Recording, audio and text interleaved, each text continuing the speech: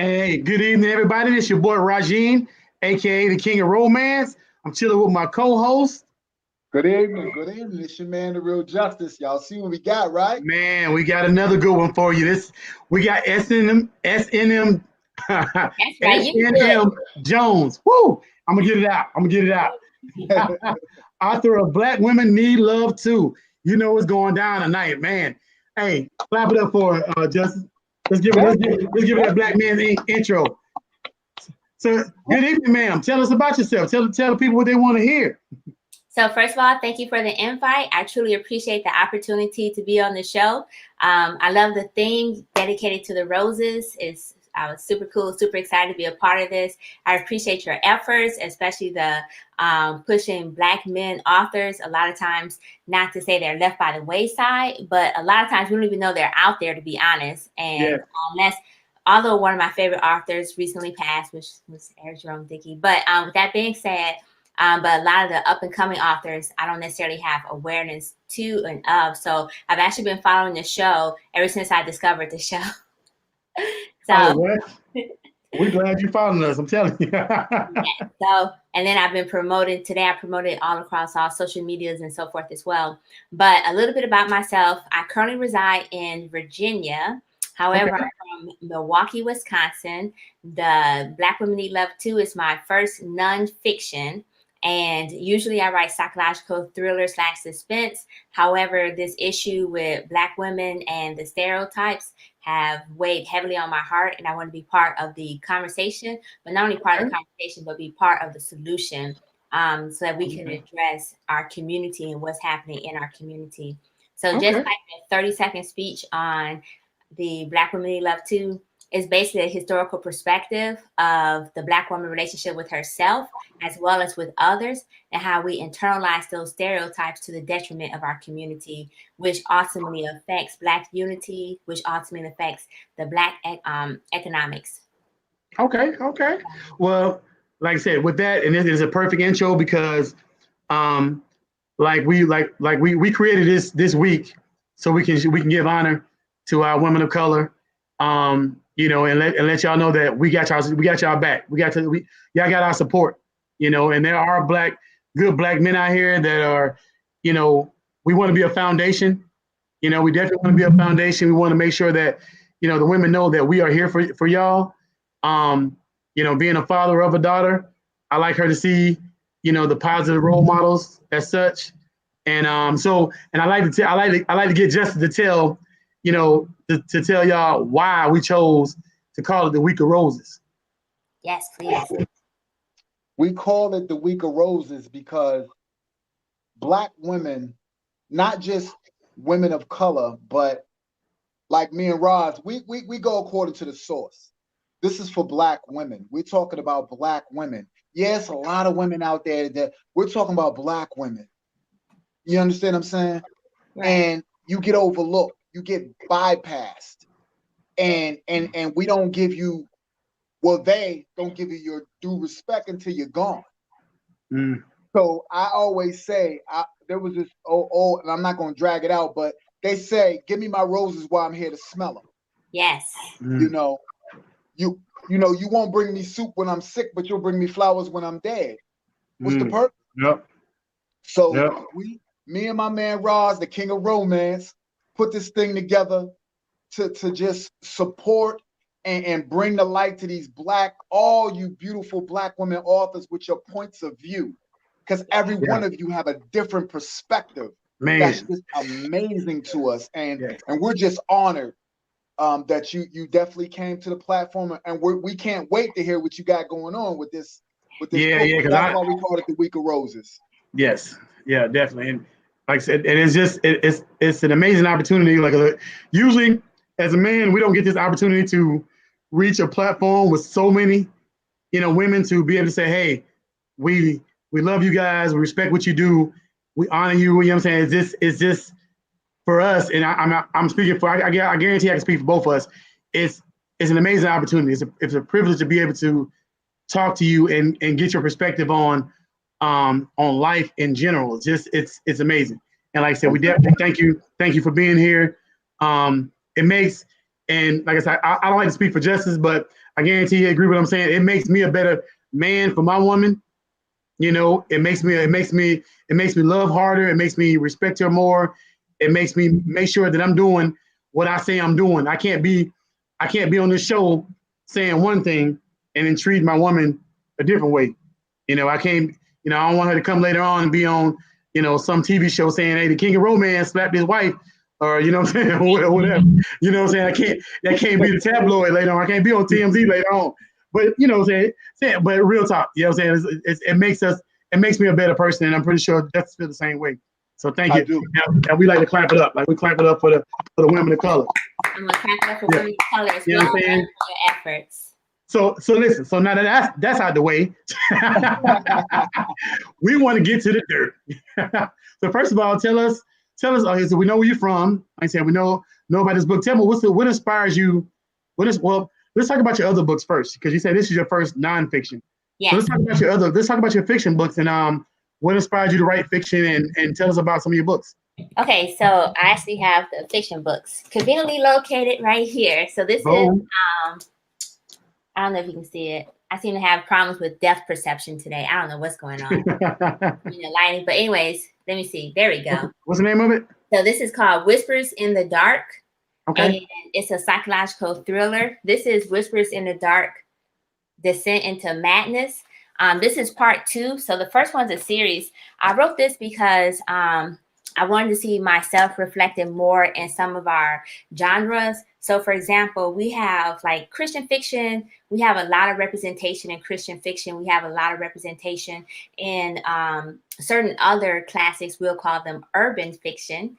But what we didn't have a lot of representation was in the thrillers, other than like a few series had thriller suspense where not only was it a Black author writing it, but the main character was a Black female. And so I wanted to see myself reflecting more in these books. And so that's why I decided to write a series that has a Black woman hero, because we really don't see that.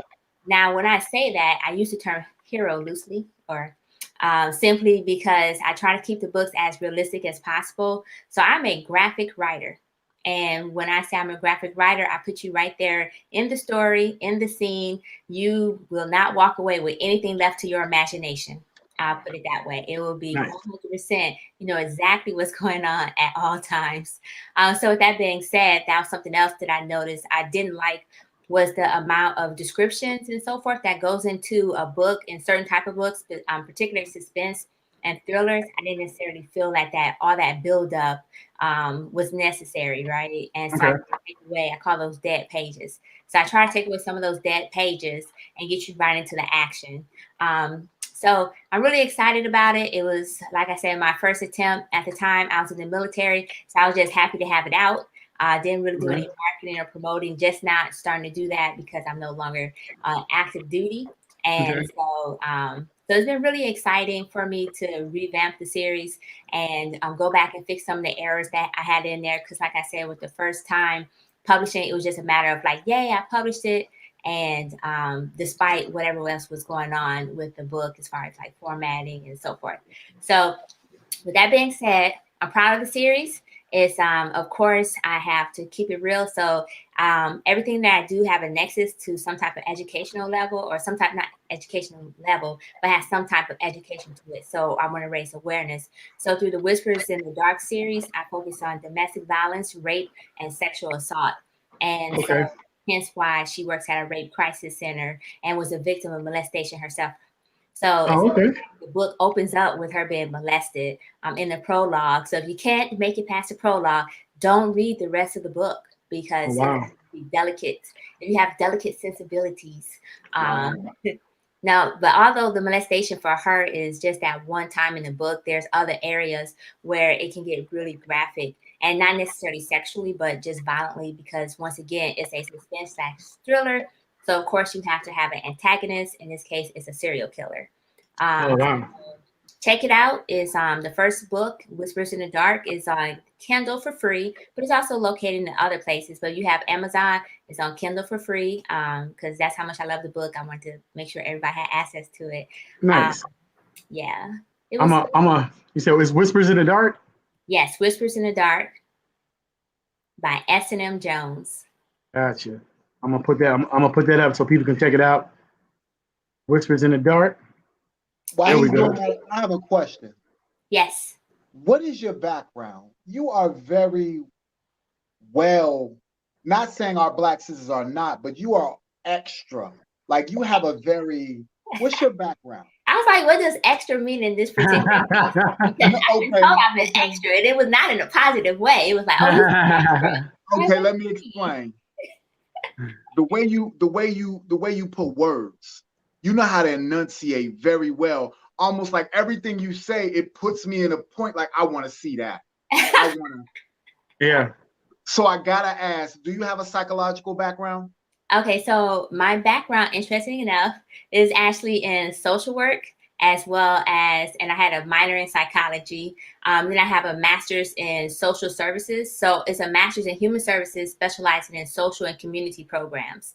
And Okay. so just super quick, going to plug my nonprofit, which is TCY Youth. I'm not a founding member. It actually has a founding member. I'm a board member, though. And basically, we focus on at-risk youth and try to provide them with the resources that they need while they're in school, as well as and when they graduate, regardless if they're going to college or not. So we do like financial fitness classes, career workshop classes. And once again, that's regardless if they're going to college or not. But we also do college tours. And so TCY Youth is check it out. They have a website, tcyyouth2017.org. We do Feed the Youth during the summer. We recognize that without schools, a lot of children end up having what I experienced, food desert moments, right? Where there's already food deserts in our community, but then when there's no school, that means they have less access to healthy foods. So we do Feed the Youth over the summer to make sure, and we basically give them groceries to make sure that they have food in their household for themselves that are healthy. And as well as during this COVID times, we actually stepped up and did a little bit more simply because we realized a lot of families are struggling due to COVID. Man, that is awesome. That is amazing. And what is again? You said TCU? So it's called TCY Youth, which is short for Tomorrow's Cultivating Youth. So if you see a butterfly, because we love butterflies. But anyway, so if you see a butterfly, some other things, that's us. And so it's tcyyouth2017.org. Let me make sure, since I am on my computer. Yeah, because I'm plugging it in. I'm going to plug it in now. Yep, TCY Youth. So that's TCY, and then, of course, Youth. There's only one Y, though, 2017.org. Let me go ahead and plug it into the chat as well so you can have it. Is that correct? No, I'm going to plug it for you right here. Okay, gotcha. Okay, do you see it? CT youth. Okay, gotcha. I don't know why I'm thinking youth. You. Okay. Yes. So this is we've only been around for approximately 3 years. 3 years officially, 4 years unofficially. I was not part of the first unofficial year. I was part of the past 3 years. So basically, check us out. We're always looking for donations, regardless if it's in-kind donations, which we do love because we give everything back. We just started our transitional teens program, which focuses on the juvenile detention center, and we provide them with bags to help them succeed when they leave the juvenile detention center. So it's like toiletries, health products for the women or the young ladies. We provide feminine products and so forth as well. Just so when they're leaving, a lot of them may be going back to a trouble home, or they may not be going back to a home, but a group home. And so we just want to give them something to give them a warm and fuzzy that, hey, we still care. There's people out here who care about you. Man, that's amazing. Man. That is awesome, for real. Hey, I got to clap it up for that too. Hey, so let me ask you this, because this is near and dear to my heart. What branch of service were you in? So you're going to clown me on this. I feel the clown coming. I just want you to know that. You're assistant no matter what. So it's the Coast Guard. I'm not gonna clown you because I'm Army, so you know what I'm saying. But I still thank you for your service, definitely. Okay, thank you, and thank you for your service as well. No doubt. The Coast Guard, especially if you're Navy, they're like, oh, shallow water scuba divers or something like that. Yeah. We still thank you for your service, definitely. Thank you. So moving forward, let's talk about, because I know people want to know, let's talk about the women needing love too. Black women need love too. So let's get to the. I mean, get to the basis of it. Like just give us a little. Don't give away your book, but let's find out. Because we want to get into more of a, what's behind it. Black Okay, women need love too. yes. And so basically what I wanted to do was start the conversation. Like I said, I tend to be pretty graphic in everything that I do and write, but I also want to keep it real. So in Black Women Need Love Too, I wanted to feel like I'm having a conversation with you. I wanted to feel like not only am I having a conversation with you, but I wanted to trigger other people to have that same conversation amongst their friends and family and so forth. And so what I wanted to do, I started with a little bit of history where we talk about basically the how can I put it? We talk about where I talk about basically the detriment of the Black woman as far as what brought her to this point where we are today, to include some of that going back to Africa and how the Black woman was effectively erased through, and as much as I hate to say this because I have a lot of different ethnicities within my own family, but through the conquering of oppressed people, it was a gentle erasure of Black women, right? As far as Black women accomplishments. And that continued from when the Asian folks took over to the Arabian folks took over. And this is from Africa until they come to the US. Now, since I'm American, of course, I'm going to focus on predominantly American issues. So this is focused on slavery and how some of those stereotypes that we view today actually originated in slavery and how we internalize them. So I'm just going to give a couple examples of some of the stereotypes, and then I'm going to talk about self-love and the community aspect as well. So one of the biggest stereotype, and people will fight me on this, I'm telling you, this was one of my feedback was, that's a lie. And I believe that a stereotype is it's like the strong, independent Black woman. This is 100% a stereotype that we internalize to our detriment. And so I'm going to just break it down historical first, and then tell why it's to our detriment. So the first thing is that in order to be considered independent, we're the only race who's asked to be considered independent. Let's go back to how slavery was used to prop up the Black woman as the head of the household and increase that independence. We'll call it independence with quotation marks on it, right? So during slavery, because of buck breaking and selling the man down the river and selling the children, the Black woman felt like the only person she could rely on and trust is herself, right? And so from slavery, and let's just remember, if you don't know, trauma is internalized and passed on through your bones, through your DNA. This has already been proven. So we all are already suffering post-traumatic slave trauma for some people, not all, some. And so with that being said, back to what happened to that Black woman, she was propped up during slavery where she was the one who had to take care of herself, had to take care of the kids as long as possible because she couldn't trust the Black man to be there because the master will always make a point to break that Black man or sell him if he couldn't or kill him. And so that's the first thing. This was then reinforced during the first feminist movement. So we all hear about the first feminist movement, and every march we're like, rah, rah, rah, females. And not to take away against it, but what people don't realize during the first feminist movement, when they're at the suffrage movement, they're all fighting, but they were married. All these white women who were fighting were married. But this is another example. In order for the white women to get what they needed, they ended up partnering with the Black man. So Frederick Douglass and so forth supported the first feminist movement, suffrage and so forth. But at the same time, because that stereotype of the Black female of being independent, a lot of Black females who joined in that movement, the first movement, were actually single and was like, oh, I don't need a man. And I'm not saying you need a man. I'm going to clarify that right now. What I'm saying is that we're the only group of people who take that and run with it like a banner, right? And so to move on, we go to the second feminist movement, which was mostly about welfare and production rights, right? And so the second feminist movement ended up taking on a Black face with welfare. And so as we all know, the majority of people on welfare is not Black, but you can't tell that because mainstream media controls the narrative. And so with that being said, it also took on a Black face because it combined with the civil rights movement. So once again, the white married woman combined with a Black movement, because without the civil rights movement, and it makes sense because Coretta Scott King was a part of it, and a couple other people, historical personnel were a part of it, or historical women. And so it made sense to combine it. And that's actually why you saw so many white women a part of the Million March on DC and the Civil Rights Movement and so forth. He was like, wow, there's a lot. Well, it's because the second feminist movement was going on. But let's talk about welfare. So welfare was another social constraint put in place to prop up the narrative of the independent woman, the independent Black woman to be precise. There was two different welfares created. It was TANF and TANF-U. TANF-U literally meant unemployed. It was used for white families who had able-bodied men, which is 18 and older, living in the house. They just were unemployed. Whereas with Black women, to continue to push the narrative and separate and cause division, the Black woman couldn't have a male in the house, or including her own son, if he was over the age of 18. That was called TANF. And so we all hear about TANF, but no one hears about TANF-U because that's the little secret that they didn't want you to know about. So once again, it was a reinforcement of that narrative of the independent Black woman.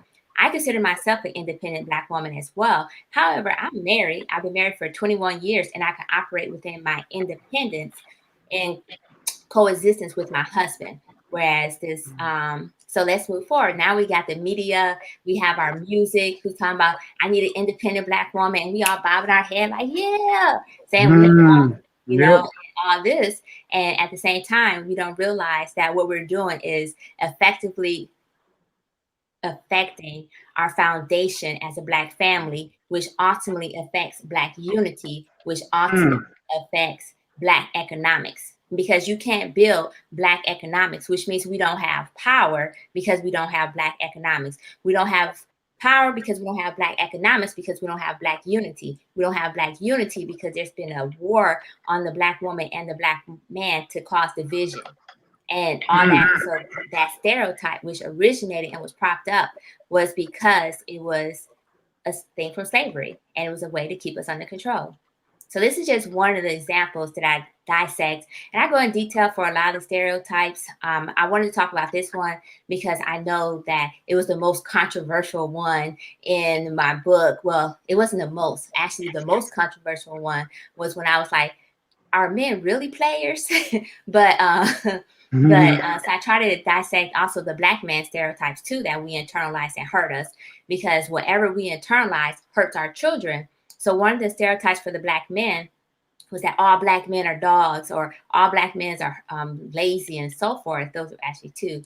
And I wanted to break that down too, is how that came to be, and how we literally took something that was enforced during slavery and we made it into our mantra. You know, the Black men are dogs, Black men are lazy.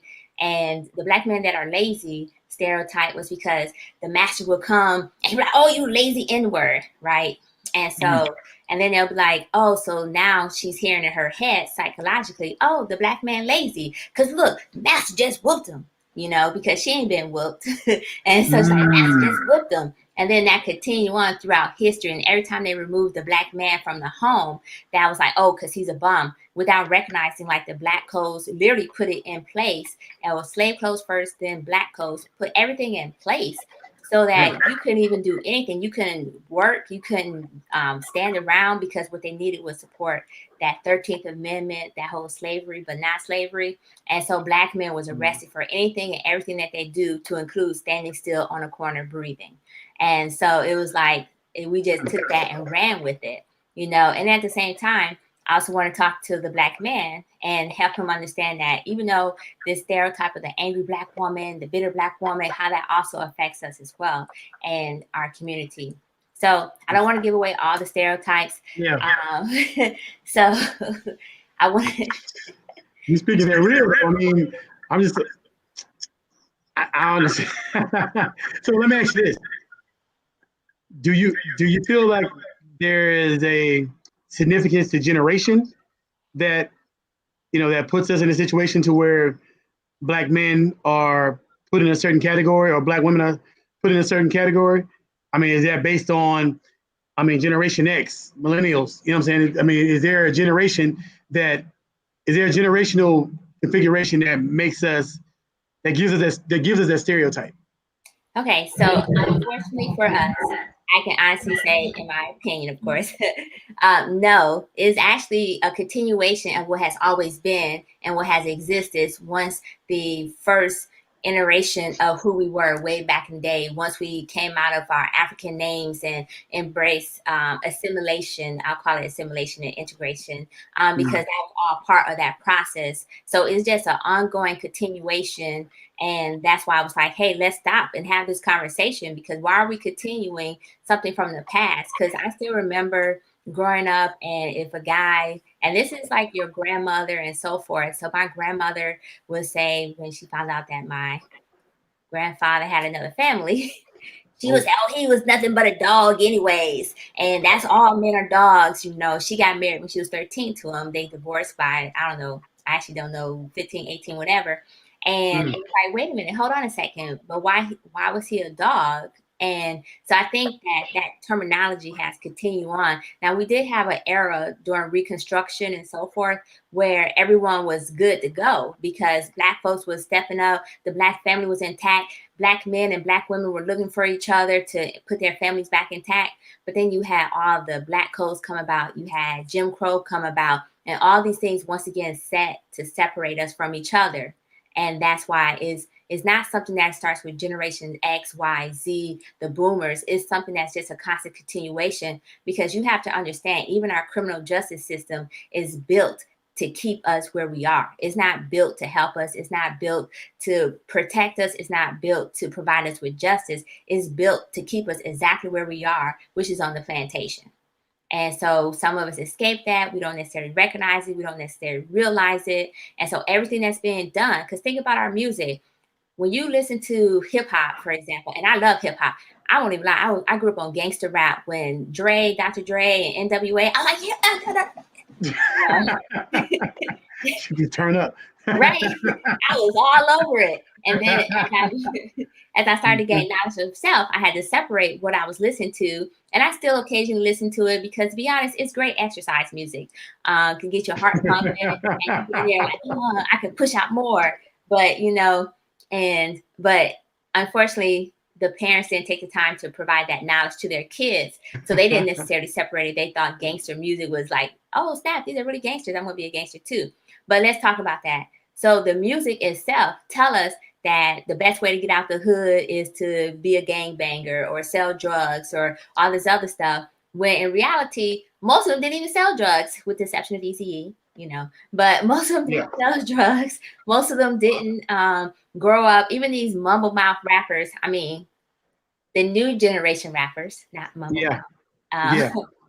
Even they, while they're talking about all this stuff, they're not selling this. It's an image that they want to portray, because that image keep us down. It keep us thinking. It keeps our vibration so low that we never take the time to say, oh my God, this is low vibrational energy. Let's go ahead and turn that energy up. That's why whenever you have like for example, Common, when he was really popular with the positive songs, Life Jennings and so forth, none of them really blew up in the way that all these other rappers, because mainstream media didn't play them like that, because that's not the message they want to hear. That's why they're so way back in the day to shut Public Enemy down, right? Because Public Enemy had such positive message, and then they turned, we won't call his name, into a clown and a fool with his own show. But with that being said, I love this, the mumble rappers. Mumble rappers, but they call it trap music. I'm like, yeah, you're trapping the words in your mouth. But Exactly. So that's exactly what it is too. Right. So with that being said, so yeah, it's a continuation. Okay. So I guess for me, like I said, it bothers me that, like, we do have this stereotype as Black men, you know, but it doesn't bother me to a point where, because I know who I am, you know what I'm saying? And I think, like, I know, like, for instance, Justice and everybody around me, all the men around me are positive role models. And our sole mission, even for my friends, are to teach our young men better, you know? And I guess that leads me to the question for you, like, as far as what you wrote, how do you feel, or what do you feel is the solution to change the narrative, the current narrative that we hold as Black men and Black women? Okay, so first, I want to say this, like, I understand that you're positive, which I love. There's actually more positive Black men and mentors in this world than they give us credit for, because once again, mainstream media controls the narrative and they show you what you want to see. So I salute you for that. And I'm going to clap it up for you guys as well. Thank you. So, it's that round the world clap. But the girl clap. and so I support that. And but what happened is, because we internalize some of those stereotypes, like the next generation, we may be making a comment and they'll hear that and they'll start. So for example, like those women who said, oh, your daddy's a no good MF or whatever, their son is hearing that. And now all of a sudden they're internalizing that, like, oh, I'm going to be a no good MFer as well, you know? And so, or the female, their daughter's hearing that, and she immediately starts saying, oh, all men are no good. So it's not just us and what we do, is what we speak that our children hear as well. So as far as what I think the solution is, unfortunately, it's not something that's going to occur overnight. So the purpose of the book was so we can start that conversation and start addressing it. So the solution is like a multifaceted solution, to be honest. So first of all, just super quick, have you guys read the Ice Cube plan that he had for Black America? It wasn't necessarily Ice Cube, it was actually a think tank of Black men who came together to put this together. Platinum Plan. Yes, but so unfortunately, it was not called the Platinum Plan. Trump co-opted that name to make it the Platinum Plan, but it was actually the contract with Black America. And so there's a lot of elements in there that needs to take place at a structural, as far as a structural level, for us to really start changing from, so we can change top up, but also so we can change bottom up, which means it starts with us. It starts with us having that conversation. And what I recognize is it starts with me, for example, right? My interaction with a Black man or with a Black female can literally affect their interaction with the next Black man and the Black female. So taking that personal responsibility to recognize that it starts with me. If I want to see change, I need to be that change. And then if I want to be, once I'm that change, then I need to make sure I'm reaching others to touch those people and make sure they're being the change as well. So then that's how we start. But ultimately, we have to shift our mindset. So for me, I view what's happening to us right now. Sun Tzu, right? He wrote The Art of War. I honestly believe that we are at war, and too many people don't understand. And when I say war, I don't necessarily mean we're at physical war, although you can't tell because of the amount of Black men, women, and children who are being killed by cops, vigilantes, and so forth. But I mean, psychological warfare has been waged on us since our existence in America. And when I say existence, because some people were indigenous to America before the slave trade occurred.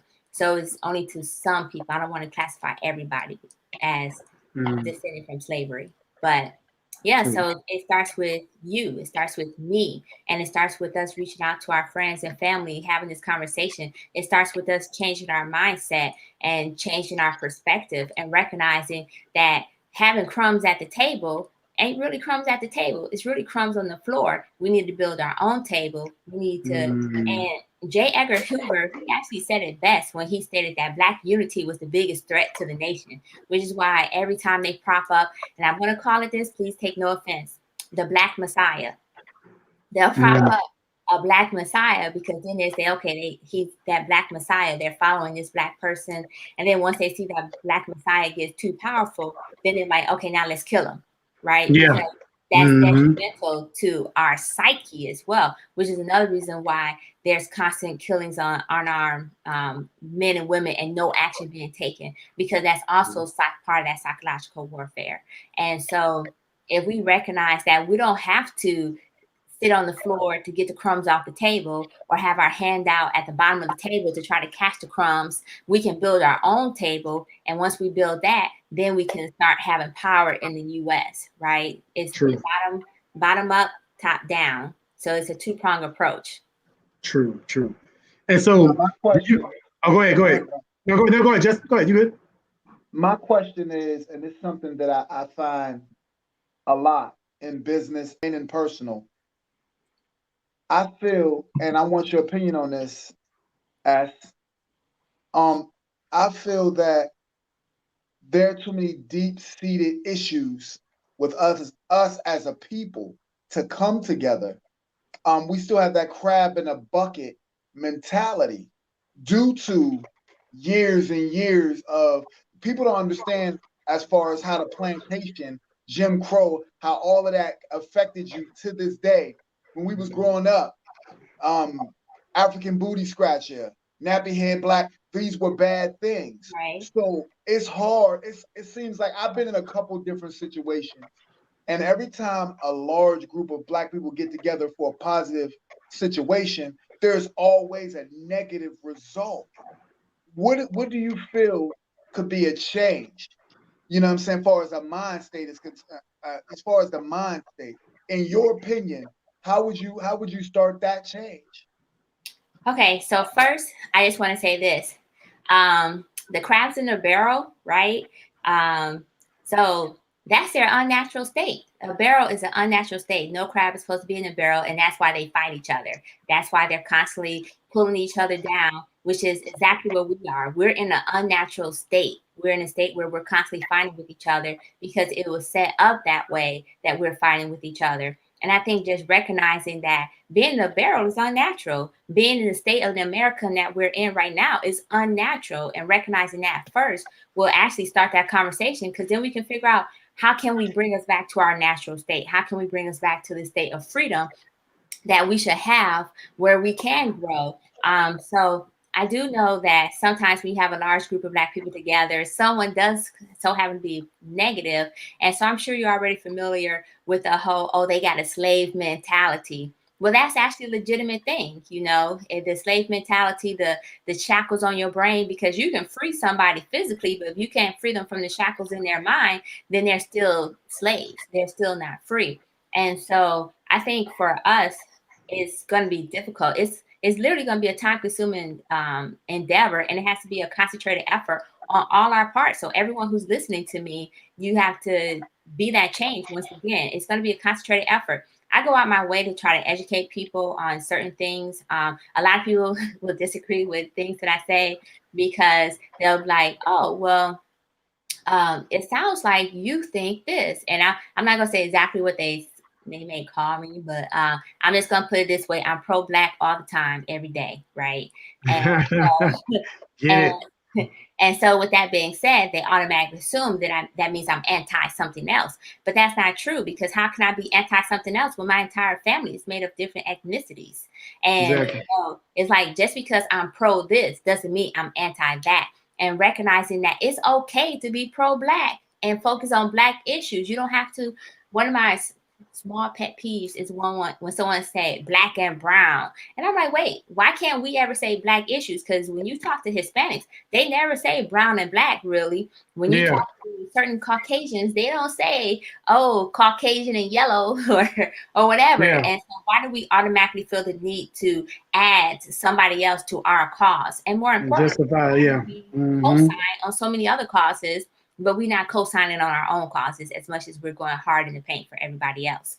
And so with that being said, I think that the shift in mentality of it's okay to be pro-Black, and being pro-Black doesn't mean you're anti anything else, will help change that narrative, and will also help that negative naysayer, because at the end of the day, that negative naysayer is already envying what you have and what you're trying to do and what you're trying to accomplish. So the best way for people to feel better about themselves is to add shade and dirt into what you're doing, because they don't feel good about where they are. They don't feel good about what they're doing and how they're contributing to that situation. And so with that being said, that goes to that self-love. And so I focus on a portion of self-love. Now I will admit a lot of the self-love is just for focusing on Black women. However, I think the positive affirmations that I put in there also can be helpful to Black men as well, because I know every day I get up and I say something that's positive and uplifting to myself. And I find that some Black men, because they have that insecurity about who they are, don't necessarily feel worthy, right? They don't feel worthy. And so therefore they live in self-hatred, and they hide and run away from anything that's Black, because it gives them a warm and fuzzy for being accepted by somebody that's not Black, because they can't stand to look at the reflection of themselves in their face. right? So reflection in the mirror. So when they see a Black woman, for example, they immediately hate on her or they hate the next Black man. Because at the end of the day, it's a reflection of who they are. It's a reflection of their past history, their hurts, their aggression against Black women, Black men. And so self-love is really important. So if you next time you see someone who's adding that naysayer, it's literally just saying some words. It's amazing. I've tried this, and I tried this as an experiment because, hey, why not? I'm that type of person. And we'll get it then. right. So like for example, if I have a female, and we are notorious for hating on each other, right? We're notorious. So as a female walk in the room, right? And so the first thing I say is, it's okay. I still love you, sis. Right. And she's normally taken aback. Like, first of all, I'm not your sis. Yes, you are. You just don't recognize it yet. And I will start a conversation. Sometimes they walk off, sometimes they don't. But for the ones who came back to me, they'll come because I may see them again. They'll say, you know what? I never viewed it that way. They're like, I knew I was throwing shade at you, and they were actually hating because apparently they had to be the only token in the office. And when I showed up, I was a threat to their tokenism. And tokenism. It was like, that's why they went out their way. And it was like, hey, I'm not here to threaten you. If anything, I'm here to uplift you so that we can grow and together professionally. And if we can't grow together professionally, I'll never throw shade on you. So there's all times where I'm just like, hey, sis, I love you. And they're like, what? You love me? You don't even know me, but I love you because you're part of me, whether you recognize it or not. So going up to a Black man, I don't know if that would be wise per se, because there's a lot of homophobia. But just letting him know that it's okay. It's okay. And as a matter of fact, you can rephrase what they say. So they're saying, oh, this ain't gonna never work. You're gonna be like, it's okay that you think it won't work, but tell me why and how can we make it work? What would it take to make it work? And if they don't have any suggestions or whatnot, you're like, okay, well, how about we table that? And you come back to the table when you have some solutions, because we in this together, and you just flip it on them. And it works almost every single time where they're like, what? I'm just going to tell you what ain't going to work, Oh, well, let's talk. That's great. That's crazy. I just kind of feel like I'm in the workplace. I've seen a lot of women hate on each other for some reason. I don't know why. And it's always, any office I've ever worked in, there was women hating on each other. And it's just like, I don't know why, and they'll talk to each other about each other, and I'm just like, and like I said, it's not a lot of us in places that I work. So I'm like, we should be sticking together. We should be, we should come together as a force. But like you said, a lot of times people feel threatened and their tokenism is at stake or whatever. And it starts like, and when the question I was going to ask, and like Justin's kind of hit the nail on the head for me. I kind of look at it as we have two Black Americas, when we shouldn't have two Black Americas. It should only be one Black America. But I feel like a lot of times, like you said, there's a mentality that if I'm doing good, I get called bougie all the time. Yes. And I'm from the hood. I'm straight from the hood, but you don't know me. So since I got a good job, I'm educated, blah, blah, blah, I can carry myself. All of a sudden now I'm bougie. But if you're not working to do better and you're content to where you're at, that's not my fault. You get what I'm saying? But I kind of feel like when we have two sides of the coin, so to say, we shouldn't have to fight each other because you feel like I don't feel like I'm better than anybody. I'm just me. I'm always gonna be me, and I'm gonna try to uplift everybody I can. But when you come at me like, that dude bougie, then we get, then that's when the negativity starts, and I gotta remember that I'm not that guy I was before, and so we don't have any issues. You know what I'm saying? So I don't feel like it should be that way. You know what I'm saying? I should have to defend who I am. I should have to prove to you, I don't want. Being hood it's not something that it's not something that's a privilege. Like, oh, I gotta prove to you I'm hood. Why? You know what I'm saying? Like, so I kind of feel that a lot of times we running on two Black Americas, when we should be running as one. You get what I'm saying? Yeah, so I agree with you. I would say I've been called white girl my whole life. I think from the time I was 6, my nickname was white girl. Even when I went to a HBCU, my nickname was white. I was like, why the hell y'all keep, and Yeah. so, and or that I'm called bougie as well. So I want to describe why there's two Americas, and it's because there's the America that's pushed on us, as far as Black America that's pushed on us, which is, oh, we hood, because when we were down and out, we took being hood as we took it once again as a banner, right? That we waved ourselves in, like, yeah, I'm hood, and so what? Yeah. And when we waved ourselves in that banner, that gave us strength. Same like internalizing or taking the word, I hate saying it, but taking the word, the N word, because I hate saying it, sorry. So taking the word N word. And so some people argue that that's the history pertaining to shout out to the HBCUs, Jackson State University. Okay, sorry. That was a plug. My sister went to Jackson State. Yeah. We got prime time there now, so I'm excited about homecoming. I don't know what's going to happen because Y'all might not. Y'all might do a little something. right? We already got the Sonic Boom. Okay. See, you distracted me. What happens? We talking about HBCUs? Okay. Okay. So, anyways, back to the two Americas. So whatever happens to us, and this is why they can't get us down, because whatever happened to us, we cloak it, internalize it. All right, now, okay, we internalize it, and we wear it. So we're like, you guys remember the show Good Times? I'll admit, I hated that show. I ain't gonna lie, I hated Good Times. I love Good Times. I ain't gonna lie to you till I got older. I hated Good Times. I didn't even watch it until I was out of college, to be honest. And it's because my husband loved Good Times. He loved like the 1970s shows and so forth. I hated it. All that.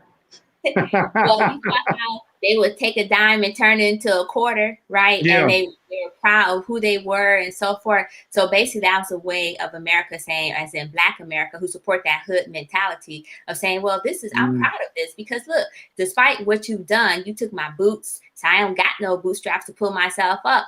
Still look at me. But then it became negative because we had music reinforcing that hood mentality, reinforcing that ghetto mentality. And we're the only people who take that for action. So you never see white people who are, I'm going to call trailer residents. That's what we call them. Trailer residents. And there's some trailer residents. Don't get me wrong.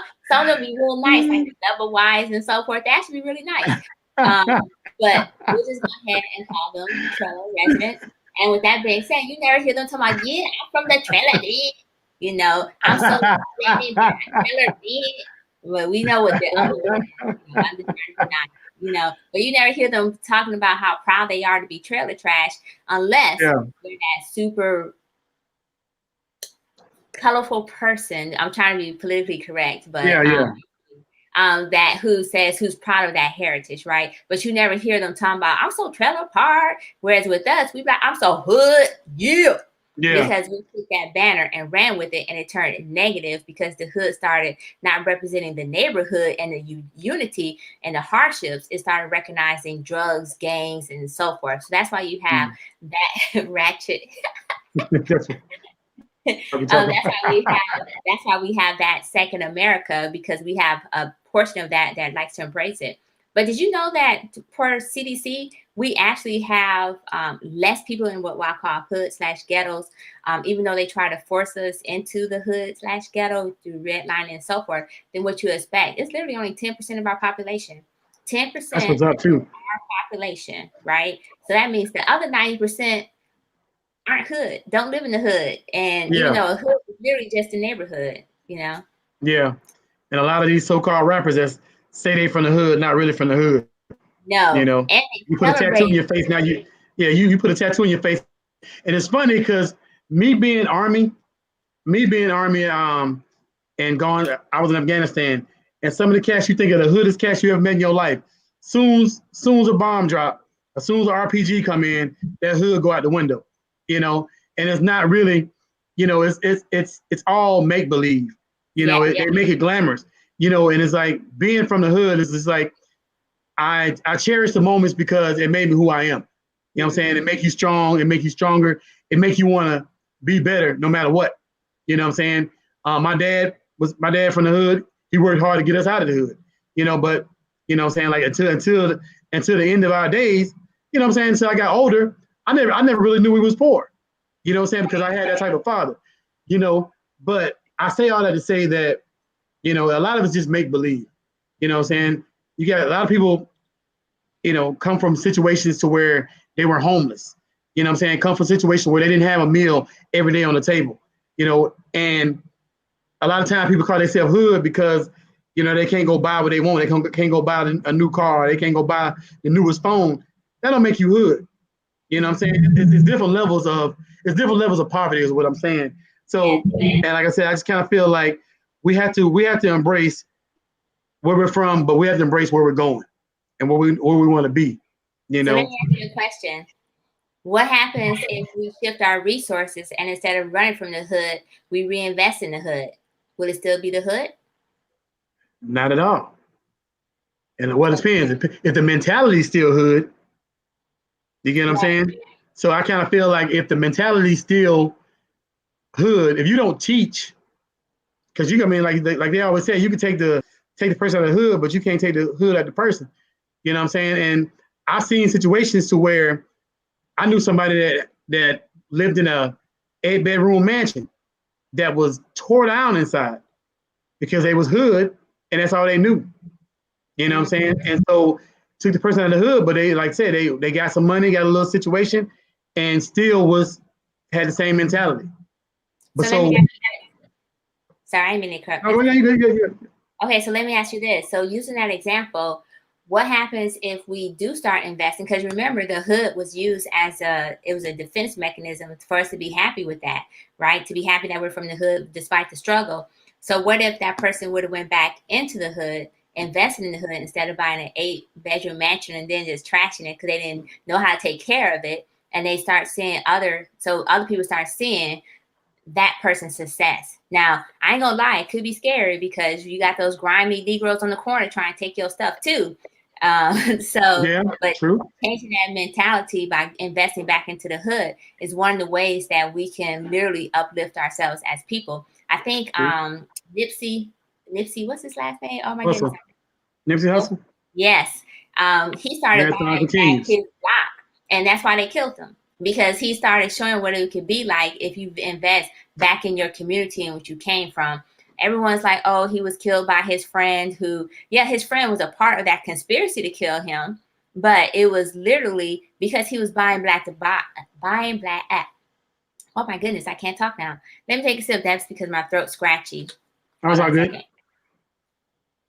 Okay, it's because he started buying back the block that he lived on, and he was making moves to reinvest in the community, and they couldn't stand that idea and that concept. So they do what they do best. They use black folks to pull down other black folks, right? So so I think we can shift that hood mentality. Real opinion, that's a great ideology. But I think, in my opinion, it starts with the education. They say you can teach a man to walk, you can teach a man to fish, or you can feed him. And I think that as far as buying, like fixing the hood and all of that, because I'm from the hood, as they say, and I never left. I just elevated my mind. And I feel that if you took, let's just say, for example, someone took a hood that was just dilapidated and changed the buildings and bought the apartments and things of that nature, but put no education into it. All you're doing is giving the people there resources to continue doing what they're doing. If you're not giving them no opportunities to change, all you're feeding is the resources that they didn't have. So what I'm saying is, if I'm a drug dealer, say I'm a drug dealer, and this guy is from this neighborhood, he went away and made millions. He comes back and he starts to buy houses, and he starts to buy things into the hood, and he starts putting resources in the hood that wasn't there. If my mentality is still what it is, all I'm going to do is utilize those resources to further my empire. It's still a singularity complex. I'll still think for me. Right. At the end of the day, we all know the black dollar is what drives everything. everything. Black wealth drives everything. If we as a people put our money in certain things, we would control it. And they know that. That's why they control the narrative. Yes. That's why they continue to control the narrative. You know, take for example, these stimulus checks. By the grace of God, I ain't seen one. Because by the grace of God, I'm blessed. But these stimulus checks, all of a sudden, I've never seen so much tax talk. Everybody want to put stocks in this and stocks in that, but nobody is really teaching nobody how to actually do it. How to, okay, you got 1,400. Let me show you what I did. No, there's nothing like that. And I think if everybody talks about buy back the block, buy back the hood, it starts with education. No, I agree with that. Education is the key. You know, that's just my opinion. No, I agree that education is the key to uplifting the people. That's why, if you notice, they're so big about making sure we're not educated, and music promote education or lack of education and success. And even our TV shows, especially the reality shows. Sorry for rolling the eyes. Especially the reality shows really promote that. Oh, I got this without being educated, because they don't want you educated. Because once you're educated, if you're educated, then not only are you making better choices for yourself, but you're more likely to educate other people. So that's another way. And that's what I mean when I say it's literally a war on us. And it's psychological. Yeah. It's multiple prongs, because I do agree that we can't buy the block if the mentality stays the same. But let's think about it this way too. You know, those resources that you're talking about that used to be in the community, that were in the community, like the first thing they did was shut down community centers, right? So if you notice, you go into, remember back in the day, you could have community centers everywhere, and so people can come and play and basketball or do whatever is clever. You have Boys and Girls Club like on almost every other corner, and you notice that all went away, and the Boys and Girls Club continued to shrink down, and it's because those were other avenues in which Black folks, especially poor Black people, were able to find. So we're able to find resources or opportunities to advance themselves and educate themselves. Because if my friends, and this was one of the biggest detriment to the drug dealers, as a matter of fact, was the community centers, because they're trying to recruit folks to work for them. And these folks are going to the community center to play basketball or to do this or to hang out. And so that's why those resources were actually pulled out of our community, because it was uplifting. That's why now you have a church on one corner and a liquor store on the other corner, because church gives you a sense of, and once again, no disrespect to Christians and whatnot, but church gives you a sense of hope, right? A sense of hope without actually doing real action to it. Like even the ones who do what I call outreach and community service and so forth, they're actually not putting money back into the community, because they have daycares. Well, guess what? You got to pay to go to their daycare, right? They may have schools, but guess what? You got to pay to go to their schools. So now you have a church that's in your community who's not actually doing what they're supposed to do as a church, but they're still giving you that hope. And then down the corner, you got the liquor store, because, you know, Black folks apparently love malt liquor. You know, that's a little myth there, but apparently, and so that's a way to keep you hope and depressed, because alcohol ultimately depresses you. It depresses your system, depresses your thought process. And this is not to say that I don't drink. I do, but recognizing that alcohol depresses the system. Gotcha. So let me ask you this, because we coming up on an hour already. That's crazy. So I got a question for both of y'all. Both of y'all. I mean, it's a scenario. So you know, say for instance, you're out in public, and this is for you, S&M first, and then same scenario for you, just with a man. Let's just say you in a scenario to where you meet somebody on the street that has a negative vibe to them. You know what I'm saying? And they already hating on you. As soon as you walk up, they're hating on you. All right. And it's a Black woman. This is S&M is a Black woman. And, you know, y'all, just say for y'all have an interview. Y'all both interviewing for the same job, and she got an attitude towards you. And you say to this woman to make her feel like, you know, you're not a threat to her. So I'm actually situations. I find it amazing because I tend to be a very positive person. And to be honest, someone actually told me they didn't like me because I was so positive. They can feel my positive energy, and that immediately made them not like me because they was like, what the hell she got to be so positive about? Yeah, And that's crazy. later on, I know, right? But later on became friends because she said it was just contagious, and she recognized that it was just me and I couldn't help it. Yeah. She thought I was coming from an insincere place, right? So if Mm. I'm going in front of an interview and let's say we're sitting and we're waiting or whatever, I may talk with her as in I'm going to provide a greeting of some sort because I greet everybody that I see, particularly if you're Black and particularly if you're a Black female, because I recognize that up front, that's a way to diffuse any upcoming situations or diffuse what may happen. So I speak to Black women all the time on a regular basis, whether they know me or not. And so once you establish that you're not a threat, and when I to establish that, I tend to take a non-threatening, and I don't necessarily think I talk in a threatening tone, but I tend to take a non-threatening stance, aka posture. And when I say posture, it doesn't mean I'm slouching down or like I'm about to turn over and give her my belly and say, I Yeah. surrender anything, but it's a non-threatening posture to let her know that, hey, I'm not here to compete against you. And I may even tell her good luck this for an interview, like, hey, good luck. If she take it as being sarcastic, well, that's on her, not on me. One of the things that I recognized later on in life was that I can't take other people's reactions. I can only control my reaction. And if they view it as something negative, then that festers on them. If my intent was good, then there's no reason for me to fester and think about what they're thinking or their thought process at that point, because I've already done my part and basically extended the olive branch, so to speak, or the friendship branch, or whatever it may be. So, Yeah. Okay. So Justice, same thing for you, man. You walk in, you gotta get ready to do an interview, and men are a little different because like women, for some reason, women seem like as soon as they see somebody they don't like, they already like what I'm saying, got that side eye. You know what I'm saying? Men are, I mean, and this is just my opinion, and S&M, you can correct me if I'm wrong, but men seem like they're a little more cordial. But let's just say, you get ready to interview, what I'm saying, and the guy sitting there with you, he looking you up and down, you coming in, you know how you do, you coming there suited up, you know what I'm saying? He already hating on you. You know what I'm saying? How you defuse that situation?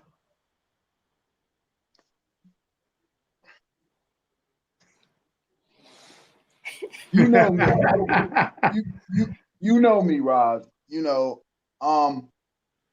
Barbie named me the real Justice because sometimes, as they say, being real, when it's authentic, when you come from an authentic place, it just is what it is. If I Yeah. come into a situation and you're hating, that's kind of different for me because I feel like a king people will know a king when you see one without a crown. I don't need to have on my crown for you to know that I'm a king. So if Yes. you feel threatened by me, then obviously you're not a king. So then you Exactly. should feel threatened. Okay. And I'll do nothing to change your stance other than try Nice. to lift you up. Nice. I'll attempt to lift you up. But one thing I told you before, eagles don't fly with pigeons. They don't. True. So True. I would look at it as, do I really want to take my vibration down to a low enough plane to see if I can possibly vibrate you? I'm gonna be honest, I ain't there yet. On my walk, Yeah. if you feel threatened by me when I walk in, you don't know me, just my presence Yeah. makes you threatened, then you need to do some self-evaluation for yourself. Because if you are a king, you wouldn't be threatened by another king. If you're a Yeah. lion, you Yes. wouldn't be threatened by another Another. lion. Exactly. Now Exactly. you have threats and you have competition. You can look True. at me and I'll look at you, but I'm the type of person where I would introduce myself. If you stare too much, Ross, I done a lot of dirt. I might think I done something to you. I might try to check your temperature. Crack a joke. I might crack a joke. You know what I mean? Check your temperature. I didn't forgot Yeah. I done stuff too. But they say karma does not return to the remorseful. And as long as you change your life around, you can only move forward. yes. So I'm saying all that to say, if you're hating on me, then you need to check your vibration because I'm gonna continue vibrating at 100. Yes. Gotcha. So that leads me to my last question. How do we, and either one of you can answer this. So how do we unite Black America? You know what I'm saying? It's like, I mean, there's so many. I know that's a loaded question, but where do we start? Let's say, where do we start? I want to say, because I know she been blowing my mind all night. Yeah, mine too. Yeah. That's why once again, it wasn't what I expected. It wasn't. Yeah. But we'll talk about that. I believe it starts at home. You have to start at home. Boom. You have to lay the groundwork at home. You cannot change anything on the outside till you change your inside. Yes. You have to start at home, and then it'll pattern out. Because if you're teaching your children, they will teach other children. Yes. Yeah. And other parents will see you moving, and they'll be like, "Oh, okay." It has to start at home. My opinion. Okay. I'm gonna go ahead and co-sign on your opinion. Nice. That SNM right there. Appreciate I agree 100% with that. Yeah, we So just I'm not gonna add anything. That's the origin point. So yes, 100%. Look at that. Somebody's absolutely. Look at that. I'm trying to get all these comments in there. Thank you. And somebody they keep coming so fast. Hold on. I'm trying to keep up. They coming. Somebody just coming. Somebody said preach. Absolutely. So yeah, definitely. And I feel good that we have people like yourself, S&M, and people like Justice. You know what I'm saying? Yeah, we gonna clap it up. You know what I'm saying? Because in this, like you said, in this war, you know, we need generals. Yes. You know what I'm saying?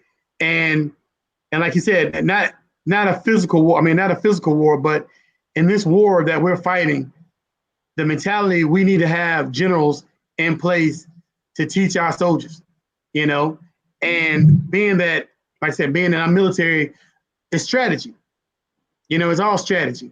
And for us to get ahead and create a positive society, because people, you know, they listen to you think, okay, well, they about to go to war. No, we're trying to create a positive society. Yes. Where everybody gets their due, everybody walks on the same level, you know, and you know, Justin and I talk about it all the time.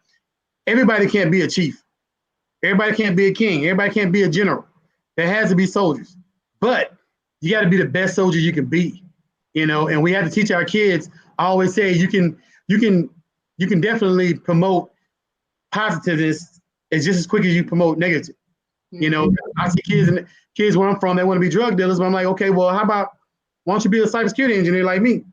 You know, and they're like, oh, I didn't know I could be that. Real quick, I went to the Boys and Girls Club right before the pandemic started, and I got to talk to some kids, and they were just these kids alone were so blown away about me being in cybersecurity. They was just like, you know, they didn't know that's something they could be, you know, and it blew me away that they didn't know this, that they had other options. You know, and we had to teach our kids, there's no ceilings to this. You can be whatever you want to be. You know, whatever you want to be, set your mind to it and go out and get it. You know, because I wasn't the smartest kid. I'm telling you, I wasn't the smartest kid in high school. You know what I'm saying? I barely graduated. You know, but I had to go out and get it. I had to go work for it. And soldiers like you guys and all these people that we have people that we interview all the time, it's refreshing to know that we have generals in place to make sure that we create a positive society for our youth, for our other Black America, you know, just people of color in general. And it's just like, it's amazing. So once again, I'd like to clap it up for y'all. You know what I'm saying? Clap it up. Man. So listen, Sunday, we're gonna have a panel. So I can't wait for you to get on there. Man, this panel Sunday is gonna be crazy. I mean, I can't even talk about it. It's gonna be, we're not even gonna have a time limit. We just gonna go. We just gonna go. Bring your pajamas. Is this a panel? Get your tea ready. Get your tea ready. Get your drink ready. Whatever you gonna do. Sleep over. It's gonna be bananas for real. And just like every time we talk to somebody, we say this every time we have a show, Justice. Every single time we talk to somebody, the person just blows us away. It's crazy. And we're not even just making. It is not even made up. It's not for show. because we've had at least 1 or 2 people that was not this week, but we've had 1 or 2 people that were like, okay, nah, you know what I'm saying? But Being honest. just being honest, you know what I'm saying? But we haven't had a female yet that haven't come to the show this week and represented for Week of Roses. So y'all paying it down, man, y'all doing big things, and we definitely appreciate it. Like I said, and I say this to the brothers. This is my somebody need to hear this, and like I like to say this every now and then, but to my brothers, respect your woman, respect your mom, take care of our daughters. You know what I'm saying? It starts with respect. It starts with appreciation. You know what I'm saying? Tell your wife, your girlfriend, your fiancés how much you appreciate them. You know what I'm saying? Valentine's Day is coming up. I know everybody don't celebrate it. You know what I'm saying? Buy a rose, do something. You know what I'm saying? Just show appreciation, because it don't take one day to do this. I know everybody like, okay, well, that's just one day. Do it every day. Every day. Do it every day. Somebody need to hear this. And like I said, we're going to have S&M Jones back on Sunday, 31st. Sunday the 31st at, I think it was 7 o'clock. So 7 o'clock, it's going down. It's going down. Go check out snmjonesbooks.com. Check out tcyoung2017.org. Give back. I'm saying if you can give, man, we're going to support everything you do. You're a part of Black Men's Inc. And we are so privileged and grateful to have you on. We appreciate it. Like I said. So anyway, hey, man, we got to go. You know, we can do this all the time, man. We do this all the time, man. We don't want to leave, but we got to go. And thank everybody for viewing. Thank everybody for watching. Something new real quick. We're doing this on YouTube and Facebook Live now. So if you don't have YouTube, if you don't have Facebook Live, go check us out on YouTube. All right. It's been your boy Rajeen, aka the King of Romance, with my man Real Justice. And we've been chilling with S&M Jones. Oh my God. Thank you for coming out. Thank you for coming out for real. It's been a blessing. Thank you for having me. And just for the record, Black Women Need Love 2 is only on Amazon right now. It's not on my website. Y'all heard that? Say it again. So Black Women Need Love 2 is only on Amazon. It's not on my website. I'm working on redeveloping my website to include it. But for now, if you want the book, check out Amazon, please. All right, no doubt. And check it out. We're going to post it on our site. It's going to be posted on Black Girls Inc. It's going to be posted on Black Men's Inc. On Heat Author, King's Corner. Like, Black Inc. We doing it big. So we everywhere. So y'all look out for it. Anyway, we out. Check us out. Like say, check Justice. Real quick. King's Corner. I forgot. Yeah. King's Corner, man. Check us out, man. We got all our short stories, romance, hood, life, everything. You know what I'm saying? So anyway, like I said, once again, we out. Y'all have a good night. Peace.